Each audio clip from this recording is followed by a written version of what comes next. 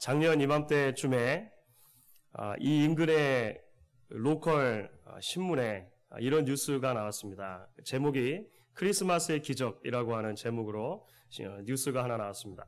작년 이맘때 크리스마스 바로 어간인데요. 11월 21일 수요일이었습니다. 어떤 일이 일어나냐면 필라델피아 시내 27가와 헌팅턴 스트리트 만나는 지점에 이제 그 인근에 있었던 한 교회에서 일하던 직원이 이제 길을 청소를 하다가 버려진 상자 하나를 발견했습니다.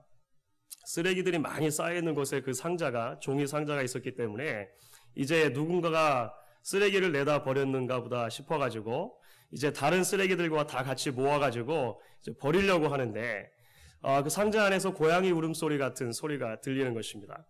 그래서 그 상자를 열고 보니까 이게 웬일입니까?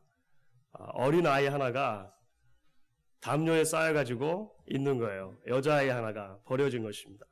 그래서 급하게 이제 경찰에 신고를 했고, 경찰들이 병원으로 이제 아이를 옮겨가지고 여러 가지 검사를 해보니까 태어난 지 5시간이 채 안 되는 어린아이인 거예요.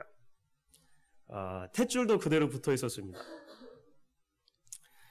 다행히 이제 그 의료진들이 아이를 잘 돌보고 해가지고 이 아이가 별 무리 없이 살아나게 되었습니다. 그래서 의료진이 몸무게가 5.5파운드였어요. 그러니까 좀 작은 편이죠. 5.5파운드.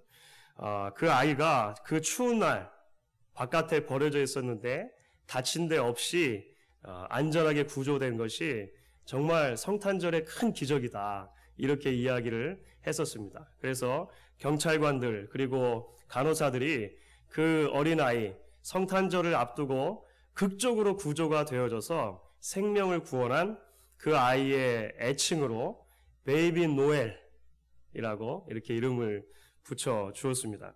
참 다행스러운 일이고 얼마나 가슴이 훈훈한 일인지 알 수가 없습니다. 그런데 사랑하는 여러분, 길거리에 버려져서 추위 속에 그냥 죽을 뻔했던 아이가 구조된 것도 기적이지만 그것보다도 더 큰 기적의 이야기가 있습니다. 바로 죄로 인해서 죽을 수밖에 없었던 우리가 그 죄 가운데서 구조된 기적이죠. 죄악된 세상에서 살며 죄를 먹고 마시던 우리가 그대로 놓아두면 그렇게 살다가 한 생명을 마감하고 영원한 심판을 받게 될 우리가 새로운 생명과 새로운 영원한 소망을 가지게 된 기적이 얼마나 크냐고 하는 것입니다. 그렇기 때문에 사실 성탄절은 그 자체로가 기적인 것입니다. 그 성탄절에 어떤 특별한 일이 일어나서라기보다는 크리스마스 자체가 기적이라고 하는 것입니다. 왜냐하면 이 성탄이 없었다면, 주님의 나심이 없었다면 우리가 죄로부터 구원을 받게 되어지는 그 놀라운 기적 같은 일도 없었기 때문이라고 하는 것이죠. 오늘 이제 우리가 함께 읽은 본문 가운데 사도 요한은 그 놀라운 성탄의 기적에 대해서 우리에게 이렇게 증언을 해주고 있습니다. 14절 말씀이죠. 말씀이 육신이 되어 우리 가운데 거하심에 우리가 그 영광을 보니 아버지의 독생자의 영광이요 은혜와 진리가 충만하더라. 말씀은 예수님입니다. 그렇죠? 여기서 이야기하는 말씀은 곧 예수님이시죠. 1장 1절에서는 이 말씀의 정체에 대해서 무엇이라고 소개를 해줍니까? 1장 1절은 우리가 같이 한번 읽도록 하겠습니다. 1장 1절입니다.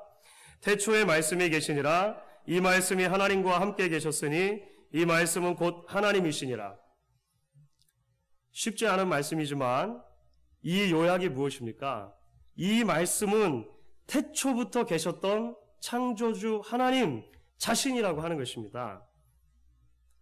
지금 무슨 말입니까? 사도 요한은 성탄에 대해서 우리에게 이야기를 하면서 보이지 않는 영원한 진리이신 하나님께서 눈에 보이는 인간의 몸으로 오셔서 우리 가운데 거하시게 된 사건, 그것이 바로 예수님의 탄생, 성탄의 기적이다라고 하는 것을 증언해 주는 것입니다. 여러분 사실 14절 말씀 아까 읽었는데요. 14절 말씀 가운데는 구약적인 개념들로 가득 차 있는 것을 볼 수가 있습니다. 우리 가운데 거하심에, 말씀이 육신이 되어 우리 가운데 거하심에 라고 했을 때 이 거하다라고 하는 표현은 사실 장막을 치다라고 하는 표현입니다. 장막을 치다. 그러니까 우리 안에 말씀이 내려오셔서 텐트를 치셨다라고 하는 것입니다. 이게 무슨 의미가 있을까요? 이것은 구약의 성막을 염두에 둔 것이라고 이해하시면 됩니다. 구약의 성막. 여러분들 구약의 성막은 어떤 장소였습니까? 하나님께서 인간들을 만나주시는 장소였습니다. 보이지 않는 하나님, 영원하신 하나님, 무한하신 하나님께서 이스라엘 가운데로 내려오셔서 그들과 함께 거하시고 그들을 만나주신다라고 하는 장소, 상징적인 장소가 구약의 성막이었다라고 하는 것이죠. 특별히 여러분들 출애굽기 40장에 보시게 되면요. 이스라엘 백성들 가운데 최초로 성막이 건축이 되었을 때, 최초로 성막을 만들게 되었을 때 어떤 일이 일어났었는가 하는 것을 우리에게 이야기해 줍니다. 출애굽기 40장 34절, 35절 말씀입니다. 그 후에 구름이 회막에 덮이고 여호와의 영광이 성막에 충만함에 모세가 회막에 들어갈 수 없었으니 이는 구름이 회막 위에 덮이고 여호와의 영광이 성막에 충만하였음이며. 이게 무슨 말입니까? 성막이 완성됐어요. 이제 하나님의 말씀을 따라서 그 하나님께서 이스라엘 백성들을 만나 주시는 장소 성막을 지었습니다. 그리고 났을 때 이스라엘 백성들은 구름을 보았습니다. 구름. 아니 구름이 도대체 뭡니까? 보이지 않는 하나님의 영광을 눈에 본 것이에요. 구약에서는 그것이 상징적으로 나타난 것입니다. 하나님의 영광이 눈에 보이는 것은 아니지만 구름이라고 하는 것, 저희가 이렇게 예배하고 있는데 누가 만들어내지 않은 구름이 여기에 갑자기 가득 찼다고 한번 상상해 보십시오. 신기하게 느꼈겠죠. 마치 산 정상에 올랐을 때 아주 높은 산에 가면 구름 안에 있게 되는 경우가 있습니다. 그 신비감, 그런 것인 겁니다. 보이지 않는 하나님의 영광을 지금 눈으로 보고 있다라고 하는 것이 그들 가운데 이만 구름으로 나타났다고 하는 거예요. 솔로몬 시대에 가면 이 성막이 이제 한 곳에 완전히 자리를 잡게 됩니다. 성전이 지어지죠. 성전. 그렇죠? 성전이 지어졌을 때도 굉장히 비슷한 일이 일어났습니다. 열왕기상 8장 10절과 11절 말씀입니다. 제사장이 성소에서 나올 때에 구름이 여호와의 전에 가득하매 제사장이 그 구름으로 인하여 능히 서서 섬기지 못하였으니 이는 여호와의 영광이 여호와의 전에 가득함이었더라. 굉장히 비슷한 랭귀지입니다. 그렇죠? 사랑하는 성도 여러분, 예수님께서 이 땅에 오신 사건은 하나님께서 아예 우리 가운데로 내려오시기로 결정하시고 내려오신 사건인 것입니다. 여러분이 구약의 백성들이라면 성막이나 성전에 가득 찬 하나님의 영광의 구름을 보았을 때 기적이라고 하는 단어밖에 설명할 수 없을 것입니다. 우리가 예배하고 있는데 갑자기 구름이 가득 차는 거예요. 기적이다. 이렇게 이야기하지 않을 수 있겠습니까? 그런데 우리에게 그런 구름과도 비교할 수 없는 더 놀라운 기적이 나타났다라고 하는 것이죠. 예수님께서 우리 가운데 오신 사건이라고 하는 것입니다. 예수님께서는 하나님의 완전한 영광을 우리 가운데로 가지고 오셔서 그 영광을 우리가 눈으로 볼 수 있게끔 만들어 주셨다라고 하는 것이죠. 그래서 조금 전에 읽은 출애굽기와 열왕기상 말씀과 오늘 우리가 함께 읽은 14절의 말씀을 한번 비교해 보시기 바랍니다. 말씀이 육신이 되어 우리 가운데 거하심에 우리가 그 영광을 보니 아버지의 독생자의 영광이요 은혜와 진리가 충만하더라. 영광이라고 하는 단어와 충만이라고 하는 단어가 구약과 그대로 오버랩이 되는 것을 볼 수가 있는 것입니다. 사랑하는 성도 여러분, 그렇기 때문에 성탄을 맞는 저는 기대하는 것이 있습니다. 저와 여러분이 성탄의 주인이신 우리 안에 거하시는 예수님 안에서 이 놀라운 하나님의 영광을 더 많이 경험하게 되는 것입니다. 우리가 그 하나님의 영광 속으로 더 깊이 들어가게 되는 것이에요. 저는 꿈꾸는 것이 있습니다. 우리가 모여 예배할 때마다 우리 가운데 임재하신 하나님의 영광이 너무나 크고 너무나 놀라워서 그 임재하신 하나님의 영광 때문에 압도되어지는 일이 있기를 꿈꾸는 것입니다. 여러분, 꿀벌이 꿀을 따기 위해서 꽃 안으로 들어갔다가 나오면 꿀도 따오지만 그 온몸에 아름다운 꽃가루를 묻혀 나옵니다. 우리가 예배할 때마다 예수님 안에서 보여주신 하나님의 은혜와 진리가 우리 가운데 너무나 충만해서 저와 여러분이 그 영광을 흠뻑 빨아 마시고 충만해질 뿐만 아니라 그 영광을 우리 전 존재에 막 묻혀가지고 말이죠. 이 험한 세상 속으로 다시 들어가게 되는 꿈을 저는 꾸는 것입니다. 시들시들하던 식물에 물을 주면 다시 파릇파릇 생기가 돋아나고 살아나는 것처럼 저와 여러분이 함께 모여서 예배할 때마다 예수님 안에서 주신 하나님의 새 생명이 한 주간을 살며 힘들고 찌들었던 우리의 모든 혈관 속으로 다시 스며들어서 우리가 건강한 하나님의 군사로 다시 세워지는 그 놀라운 일을 저는 꿈꾸는 것입니다. 그리고 이 하나님의 꿈에 여러분들이 함께 동참하시고 함께 기대해 주실 수 있기를 이 성탄절 아침에 간절히 바라는 것입니다. 그렇다면 사랑하는 여러분, 이와 같이 우리가 하나님의 영광을 경험하게 되어지는 그 하나님의 영광을 우리 가슴 속에 충만하게 누리게 되어지는 출발점이 무엇이라고 생각하십니까? 오늘 본문 가운데 사도 요한은 그것을 하나님의 독생자이신 예수 그리스도를 우리 안에 구주로 영접하는 일이다라고 이야기를 해줍니다. 영접하는 것. 오늘 본문의 전반부에 예수님에 대해서 소개하면서 육신으로 오신 말씀, 그것 이외에 두 가지 또 다른 이미지를 통해서 설명을 해주고 있습니다. 하나는 생명이고 하나는 빛이죠. 4절 말씀에 이렇게 이야기를 합니다. 그 안에 생명이 있었으니 이 생명은 사람들의 빛이라. 그러니까 예수님이 생명이시고 빛이라고 하는 것이죠. 예수님께서 생명이시고 빛이라고 하는 것은 하나님 없이 살아가는 사람들의 참상을 그대로 드러내준다라고 할 수 있습니다. 왜 그렇습니까? 우리를 구원하시기 위해 우리와 함께 살기로 작정하시고 우리에게로 내려오신 예수님을 생명과 빛으로 소개하는 것은 하나님 없이 살아가는 사람들은 곧 죽음과 어두운 가운데 있다라고 하는 것을 반증해 주는 것이기 때문에 그런 것이죠.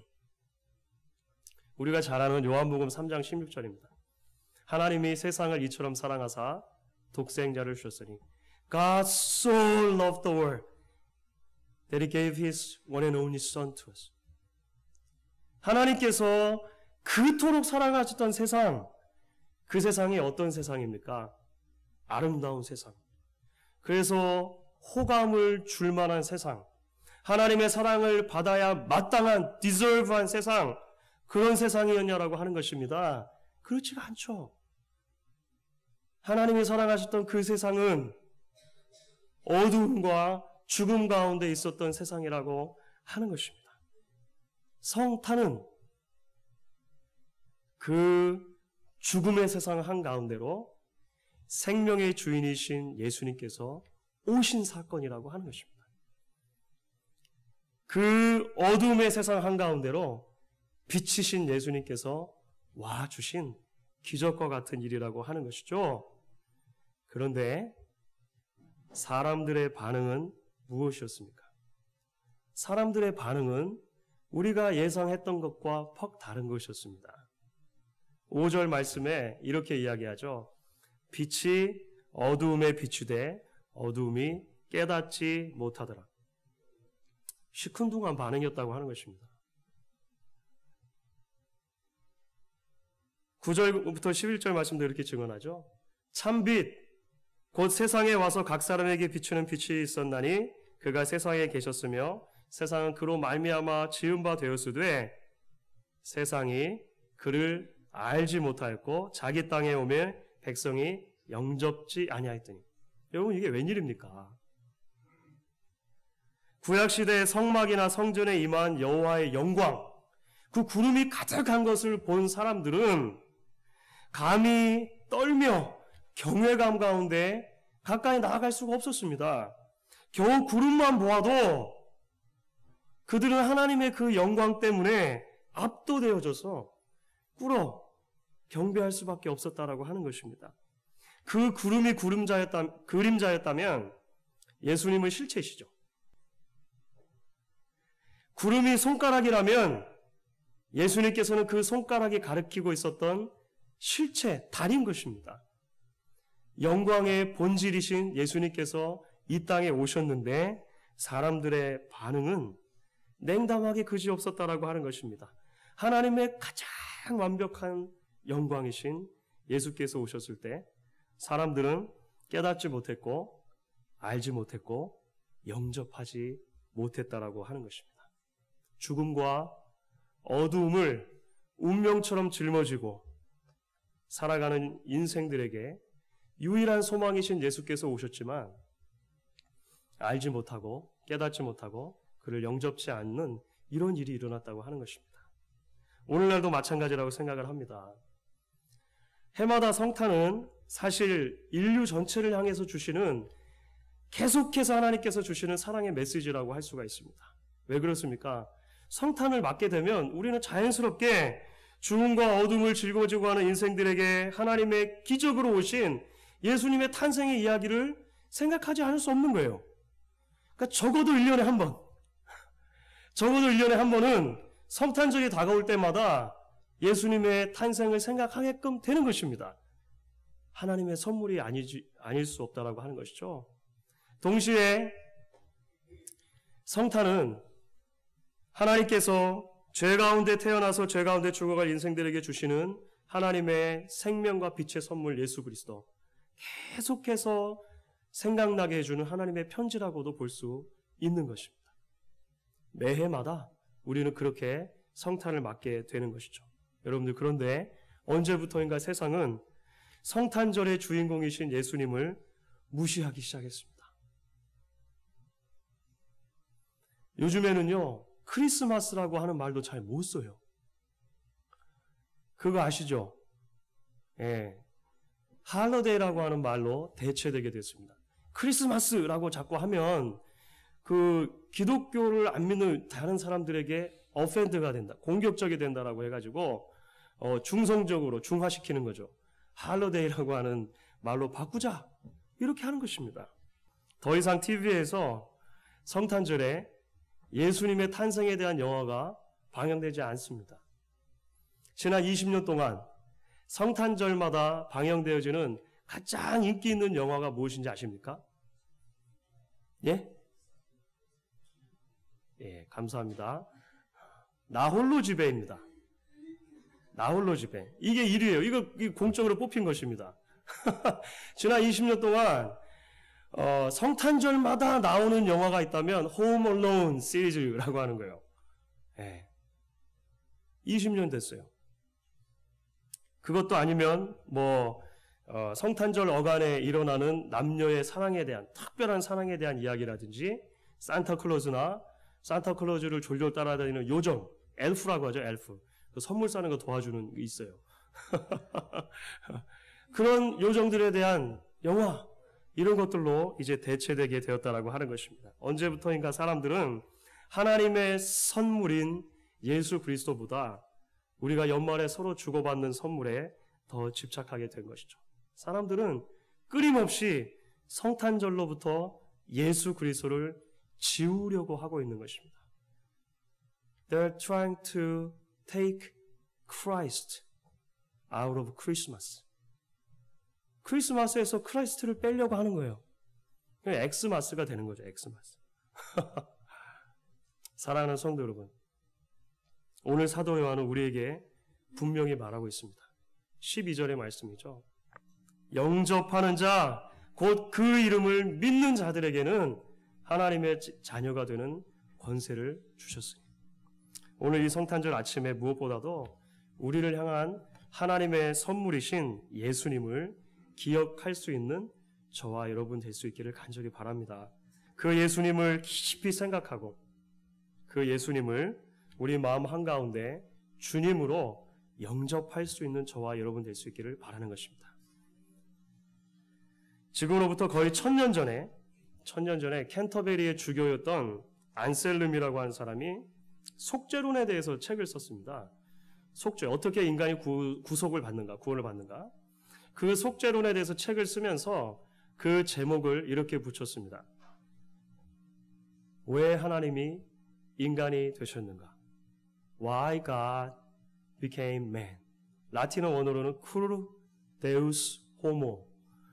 신학사에서 길이 남을 굉장히 기념비적인 책입니다. 저는 2012년 성탄절 아침에 우리가 같은 질문을 던져볼 수 있기를 원해요. 왜 하나님은 인간이 되셨는가?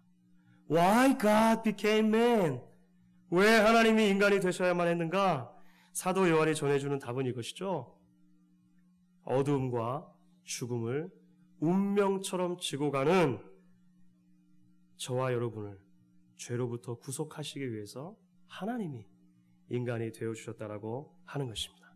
바로 이것이 크리스마스의 기적인 것입니다.